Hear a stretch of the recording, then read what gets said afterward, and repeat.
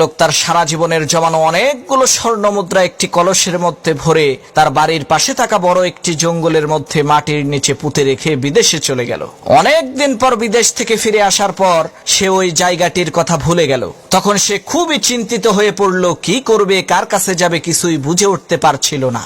এক পর্যায়ে সেই লোকটি ইমামে আজম ইমাম আবু হানিফা রাহমাতুল্লাহি আলাইহির কাছে গেলেন এবং তার কাছে সমস্ত ঘটনাটি খুলে বললেন। ইমাম আবু হানিফা রাহমাতুল্লাহি আলাইহি লোকটির কথা শুনে তাকে বললেন, ভাই, আপনার কলস খুঁজে বের করার একটাই উপায় আছে, সেটা হচ্ছে আজকে সারা রাত আপনাকে নামাজ পড়তে হবে। লোকটি বলল, হুজুর, কোনো সমস্যা নাই, আপনার কথা অনুযায়ী আজকে সারা রাত আমি নামাজ আদায় করব। যে কথা সেই কাজ। লোকটি রাতের বেলায় নামাজে দাঁড়িয়ে গেল। আল্লাহর কি কুদরত, এক রাকাত নামাজ পড়তে না পড়তেই সেই লোকটির ওই জায়গার কথা মনে পড়ে গেল, যে জায়গায় লোকটি তার কলসটাকে লুকিয়ে রেখেছিল।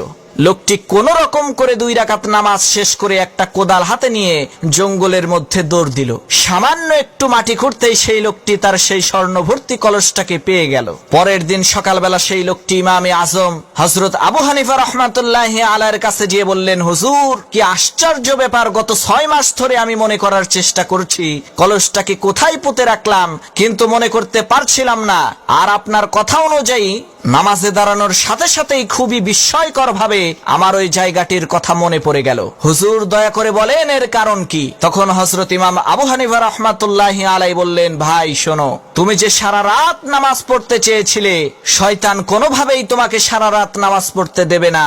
ওই শয়তান নিজেই তোমাকে কলসটার কথা ভুলিয়ে দিয়েছিল যাতে তুমি বিপদে পড়ে আল্লাহ তাআলাকে ভুলে যাও। কিন্তু বিপদে পড়ে যখন তুমি সারা রাত নামাজ পড়ার সিদ্ধান্ত নিয়ে ফেললে, তখন শয়তান চিন্তা করলো তুমি যদি সারা রাত নামাজ পড়ো তার তো অনেক লস হয়ে যাবে। এ কারণেই শয়তান তোমাকে ওই কলসটির কথা মনে করিয়ে দিয়েছে যাতে তুমি সারা রাত নামাজ পড়তে না পারো।